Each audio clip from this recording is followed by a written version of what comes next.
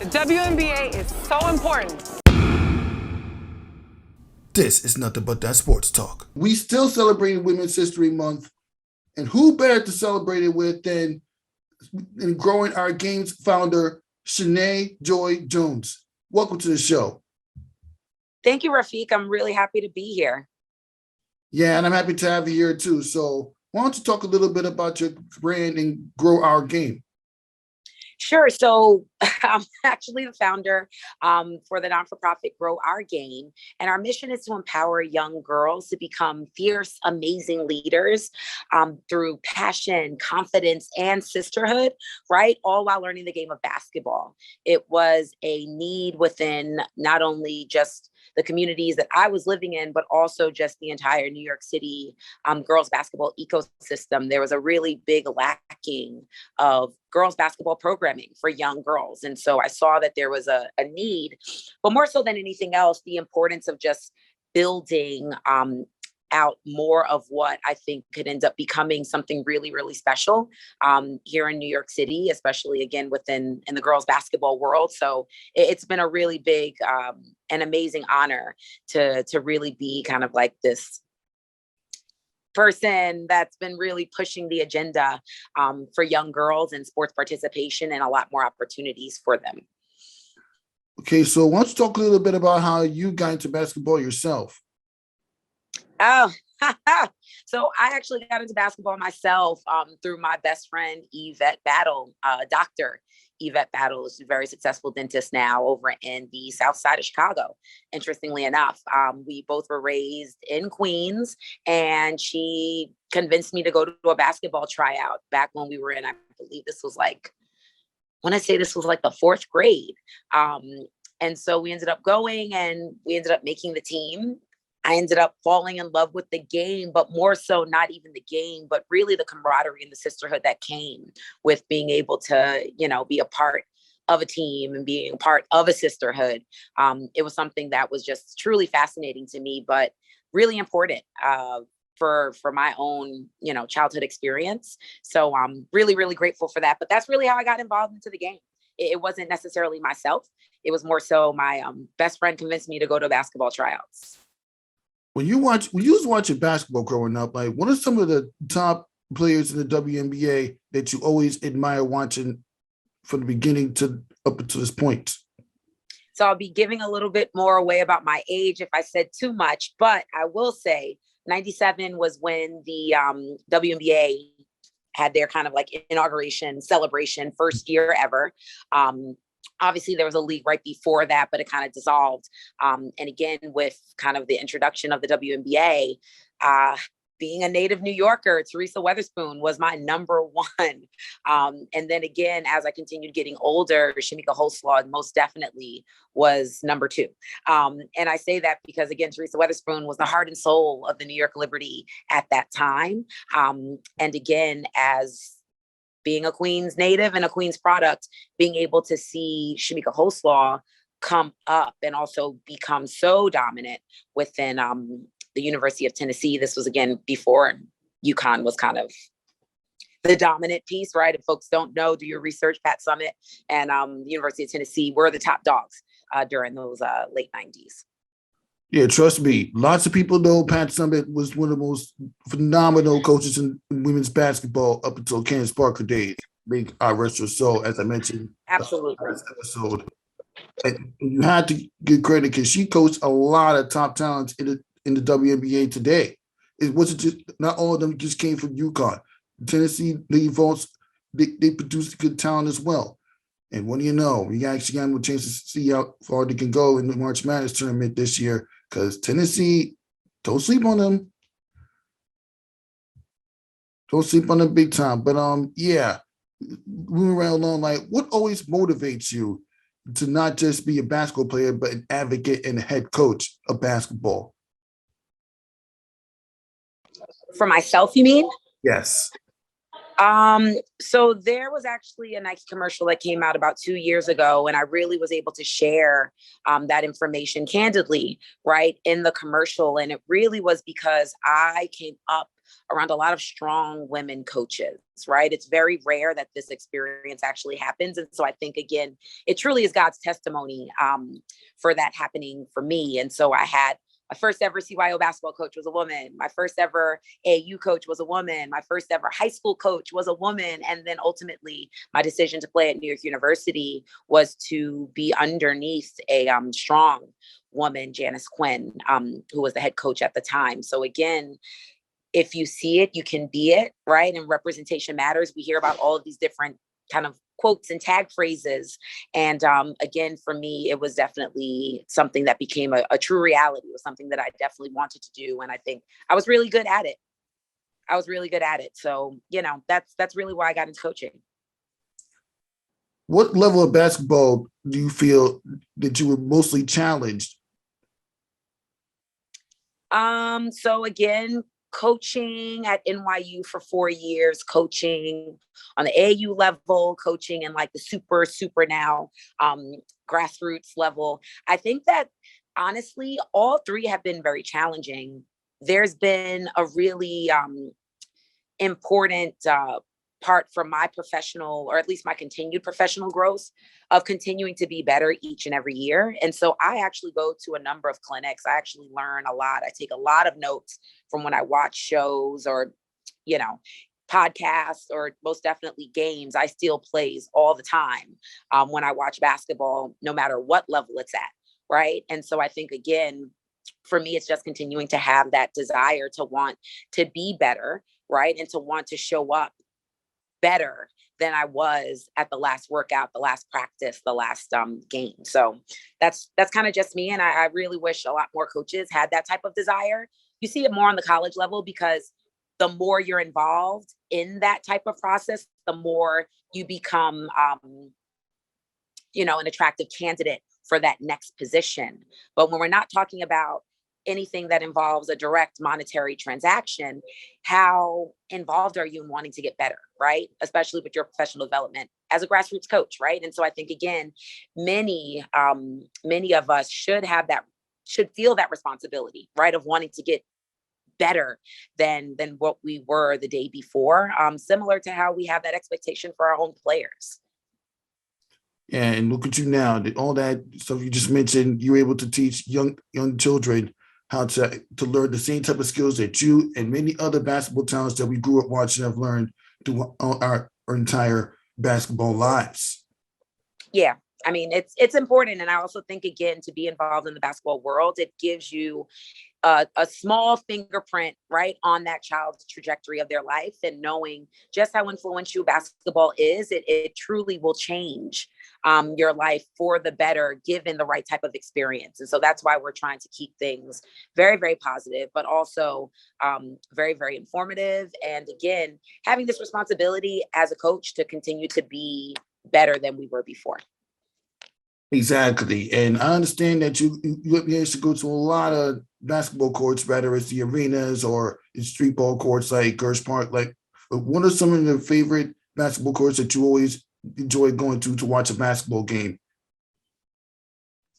So I think obviously we have the usual suspects, right? So, kind of just going down that laundry list. You have Uptown Challenge, you have Gersh Park, you have Dykeman, you have West 4th Street, you have Lincoln Park. But I think that the bigger piece that sometimes we forget are just those parks that we grew up playing basketball in, right? And so for me, being a Queens native, Hoover Park was definitely the park for me. And I think, again, it gives me a lot of nostalgia anytime I pass that park, even go over to visit my family and friends from my old neighborhood, because that's really the battlegrounds for me and how I became who, I am today, whether that was on the court or off the court. My toughness, my grit, all those transferable skills came from Hoover Park. And that's amazing. Why don't you describe the whole environment of Hoover Park for those that have never actually been to that park before? And why? Sure. So no problem. So, I mean, Hoover Park, it's kind of like you have the kiddie park on one side, and then you got to go this little trail, and then you have all the basketball courts on the other side, and like the handball courts, right? And so, again, in true New York City park fashion, you had different subcultures at different areas of the park. And so, for me, when I first kind of started, I was always on the side court. until I started getting a little bit older and of course a little bit better, and then was able to start calling next on the boys court. And I remember this because that was also the tag phrase at the time. We got next for the WNBA back in 97. And so the guys would actually make fun of me because I would call next and they'd be like, oh, we got next. Like some of them would make fun of me for it. But again, many of those guys that I grew up with were so supportive in my journey and picking me up, right? Putting me down onto a team. And when I got really good, I was actually captain and was able to make my own team. But that was, that's like a true New York City basketball story. But that's what it was at Hoover Park. Wow. Everything you just described, you're making people like really want to get invested to basketball, which is going to be my next question. Why do you think that this young generation of basketball players for the girls' side should be involved with Grow Our Game? So I think that Grow Our Game isn't just only a program, but it's really a movement, right? It's a movement to kind of stun the world in reinvesting in girls' sports at an uncharacteristically young age. And again, I'm wearing my Kelsey Trainer, power forward shirt. Invest in women, hire women. Exactly. Invest in women, pay women, hire women, right? I think that it's important that if I'm going to talk about all of these different types of things, I also need to make sure that I'm investing in that same, in those same similar businesses. And so again, for Kelsey Trainer, and, also we actually had a limited edition t-shirt with the Playa Society, right? With Esther Wallace. And we had our special Grow Our Game shirt there for her female athlete shirts. It's just really important to, again, if we want to represent, we need to put, our money where our mouth is, right? And I think that more so than anything else, women that support women's sports do it. And I think now it's about trying to continue, right, to build that narrative for others, right, to come into not just our circle, but come into our community. Ari Chambers does a great job of that. She asks great questions that really is thought-provoking. Definitely All-Star Weekend, many of her questions to the NBA players. I'm not sure if you saw that, Rafiq, when she was asking. She was interviewing some NBA players at the All-Star game. Come on. Is there anything Ari can't do? She's a rock star, but even asking again these questions like, who would you pick up on your team if it was 2v2? Who would your W player be? I think that those type of things, again, pushing the narrative for women's sports is so critical and so important. And again, the WNBA is so important. So all of these things, like, we just have to continue being advocates for our own community, but also bringing in folks that actually care enough to want to listen, but also want to invest. Because that's really the next step to all of this. And again, there's a lot of folks that are actually showing love to that even right now with March Madness, right, Rafiq? We got Just Women's Sports and Dick's Sporting Goods doing their bracket. We have Degree, which is that deodorant line. They're doing their own NCAA women's basketball bracket, right? 12% only completed women's brackets last year. Definitely trying to increase that this year. So it's really exciting that folks are starting to put a lot more investment in women's basketball and women's sports in general. And that's what it's all about. And to pick up on since you mentioned Aria Chalmers, why don't you talk about why she, along with Monica McNutt, Camille, and Khristina Williams from Girls Talk Sports TV, what made these individuals an important impact to women's sports, especially basketball? Well, I think it's interesting, right? Because we all have our own different respective journeys into this space, right? Including yourself, right, Rafiq? Because I know you cover women's sports quite a bit, cover women's basketball quite a bit. But I think that, again, the interest lies in knowing that you're kind of like, you're there from the beginning, right? And I think that all of those women that were just mentioned, even Khristina especially, right? Like having to create your own brand, having to create your own business to be able to support your passion and what you want to do.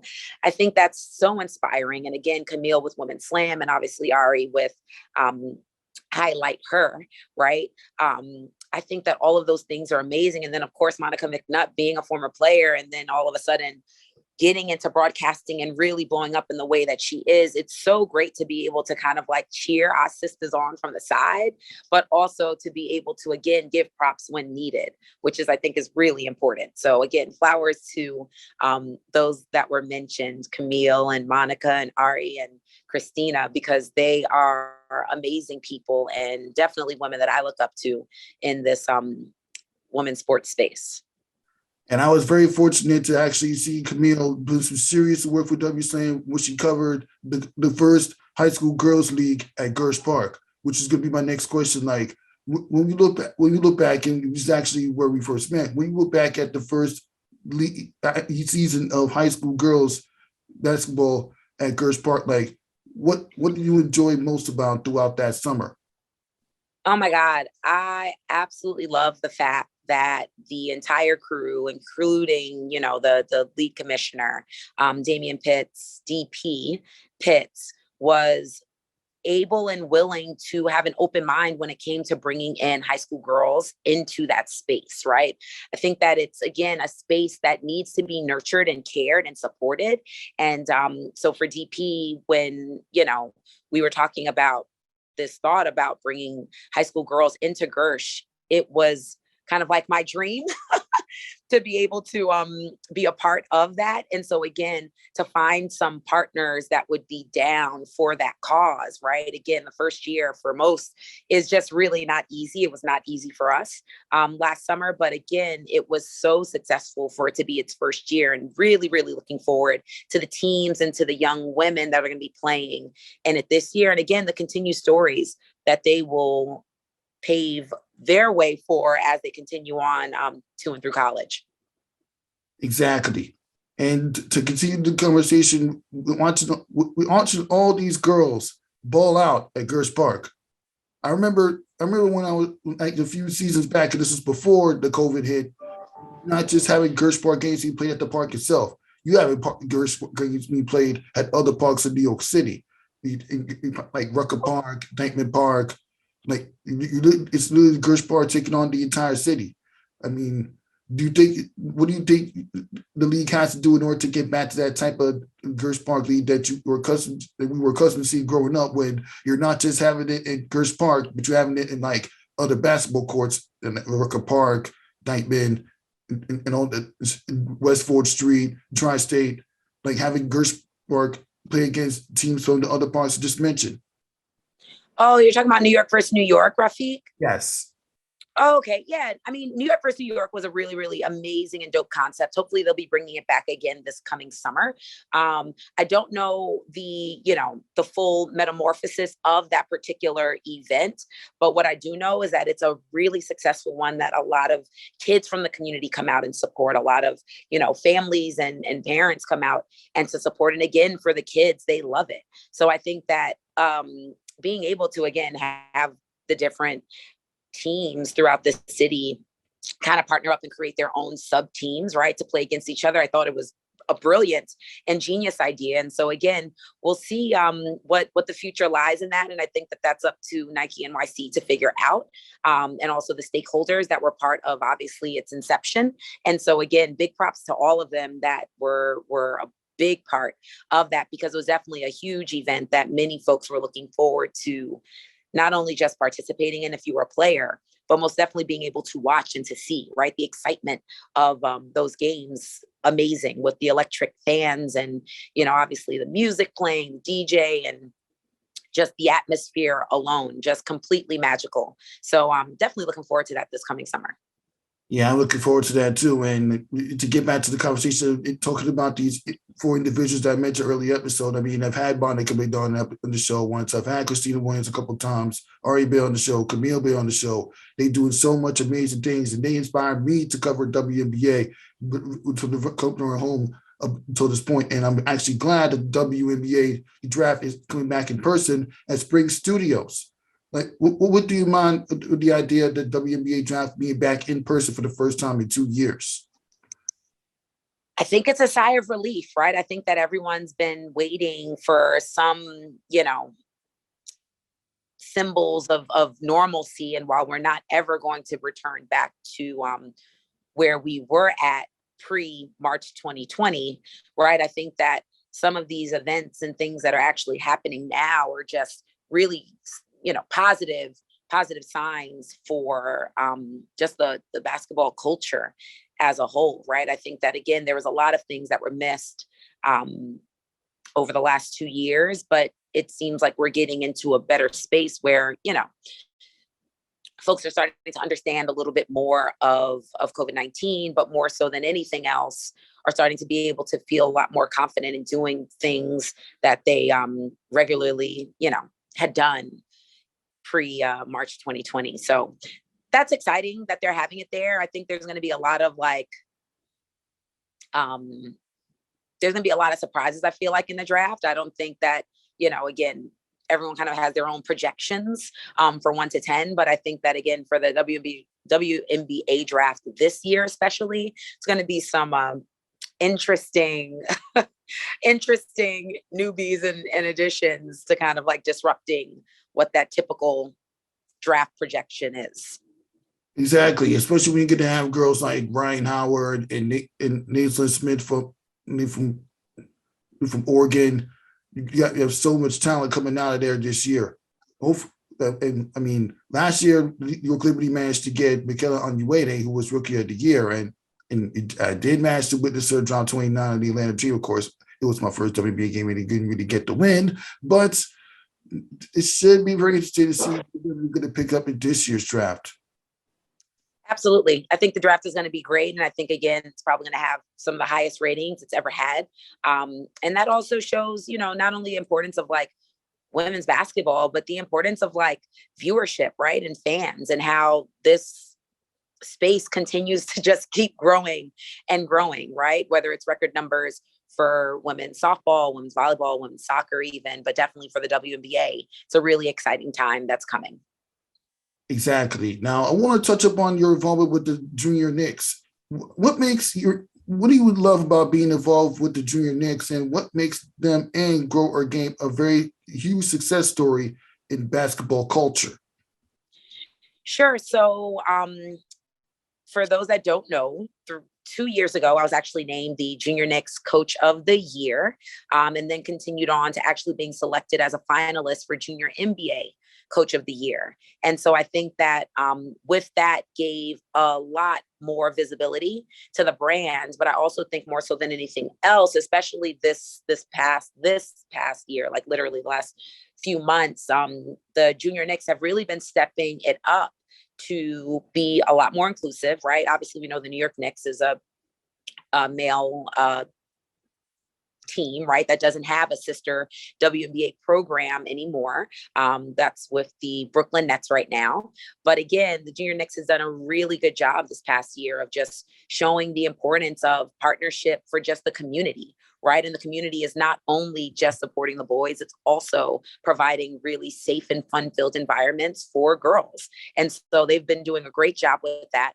And again, it's awesome to be able to partner with the Junior Knicks, but more so than anything else, to partner with just male programs in general, right? And to understand that allyship is really important, but also to understand that when we actually help young girls become successful, when we give young girls the transferable skills to be leaders, whether that's through basketball or any sort of extracurricular activity, right, with dance and the arts, and there's 50 million ways that we can plug in those avenues. But when we give girls that type of support, we end up creating amazing leaders for the future. And many of these women continue on to lead in very different ways. So I think that, again, the Junior Knicks, and showing that investment in young girls, is actually showing the same type of investment in the world that they want to see.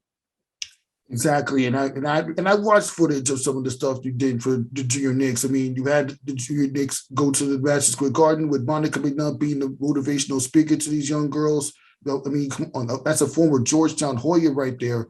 And then just recently, I see you guys are doing a Junior Knicks event behind closed doors. It's a shame that they're not letting outside media cover it, but it's whatever. When you see those type of events being put together in the middle of when it was the first few events that you've done in the return back from the COVID shutdown a few years ago, what goes across your mind? I mean, it shows just a level of trust, right? With not only the way that we're going to go about things, but also what we've been doing, right? Over the span of the pandemic. We've been not only having in-person workouts most recently, but we actually created a virtual platform for our girls to remain engaged, right? When we talk about retention, when we talk about engagement, all of those things are very, very critical, especially for a budding non-for-profit like Grow Our Game. So again, being able to creatively and kind of expeditiously go into a virtual platform, and then again, months later, being able to create phases for a hybrid platform, right? And also again, continuing to explore this new community in East New York, Brooklyn. We've always had sessions in the South Bronx and also within Central and East Harlem, but then being able to bud and grow out into the East New York community. Again, it just shows our commitment to BIPOC communities, under-resourced communities, but more so than anything else, the importance for continuing to develop young girls and spread this love and joy for the game of basketball. Exactly. And you know what? Everything else you just said, it's just so inspiring, especially when you was being interviewed by the Ballers Journal, when you talked about how Grow Our Game, all with basketball outside of it, really defines who you are as a basketball individual and a human being. Absolutely. I mean, again, it's one of those things where I'm in this for the long haul. I've been doing it for 18 years, been doing it for free for 18 years. And so again, my commitment to the New York City girls basketball grassroots space is very, very intentional and very real.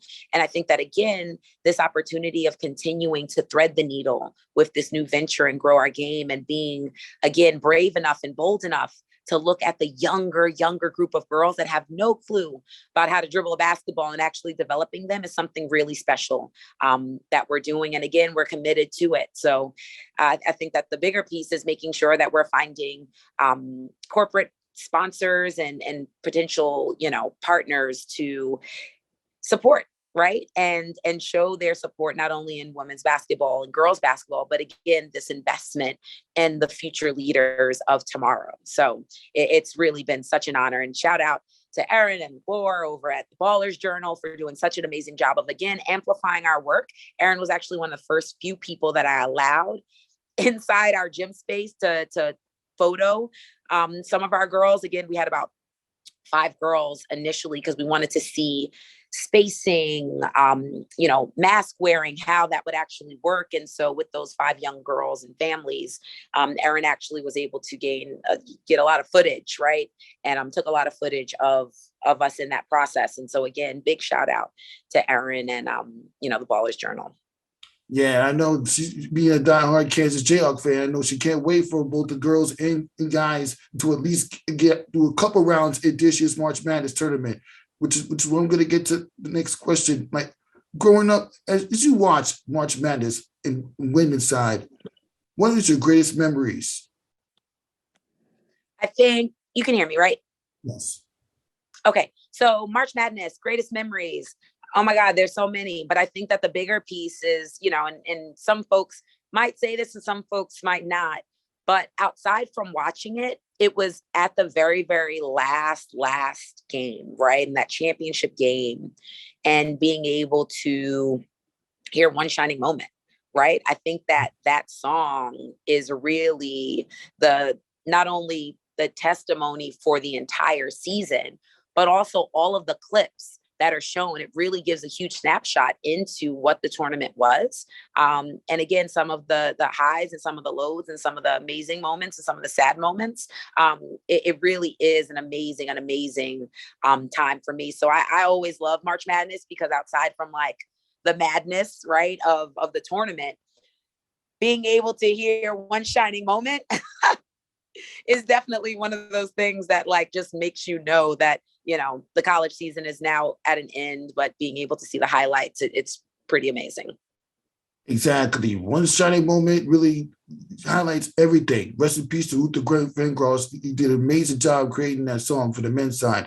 At some point, they got to use that song for the women's side too, because as already mentioned, there's not enough people signing up for the women's side filling out the brackets. Look, I mean, good thing I was fortunate enough to build my brackets, and Khristina Williams, who did who's doing a phenomenal job in the Spotify Green Room, talking about it, breaking it down, doing the show Made It Monday to discuss March Madness. I mean, you got to go to a couple games with her. You go to a couple Liberty games with Ari.